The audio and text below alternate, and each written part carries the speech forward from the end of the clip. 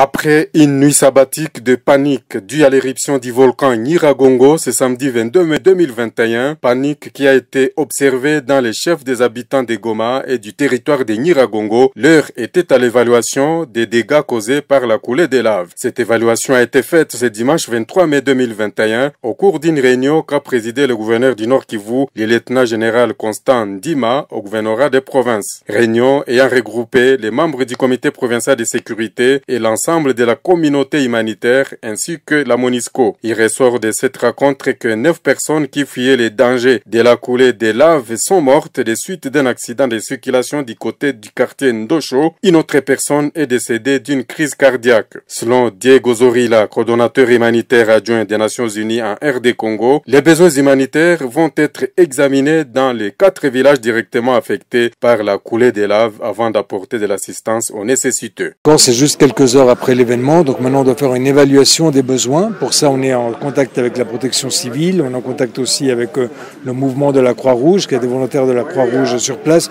On va faire une évaluation des besoins avant de déterminer avec le gouvernement quelle est l'assistance qui pourrait être apportée, une assistance humanitaire. En même temps, bien sûr, il va falloir apporter une assistance à cette population. En même temps, il y a beaucoup de situations humanitaires, malheureusement, au Nord Kivu, comme vous savez, à Rutshuru, à Masisi, à Walikale et Nyiragongo. Donc on va bien sûr apporter une assistance à cette population en fonction des besoins.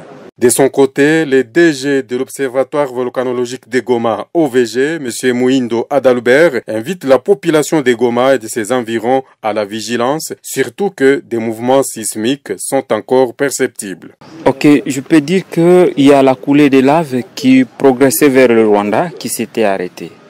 Et il y a une deuxième qui venait vers la ville de Goma. Mais en fait, pour ce qui est de la trajectoire de la coulée des laves qui va vers Goma, il y a encore de séismes qui se font sentir sur la sortie. Et donc, il faut rester vigilant. Parce que si jamais ce séisme provoque une ouverture, c'est que cette coulée progresserait vers Goma. Mais ce n'est pas encore le cas. Et donc, on continue à surveiller. Pour la population qui est retournée dans la ville, en fait, il fallait que cette population attende l'ordre de son Excellence, Monsieur le Gouverneur. Parce que son Excellence, Monsieur le Gouverneur, a demandé à la population de quitter la zone rouge. Mais elle est en train de retourner dans cette zone rouge, c'est que l'autorité donne cet ordre. La zone rouge, c'est la coulée des laves de 2002. Parce qu'en fait, la coulée des laves que nous sommes en train de vivre, elle est en train de se dessiner au-dessus de la coulée des laves de 2002.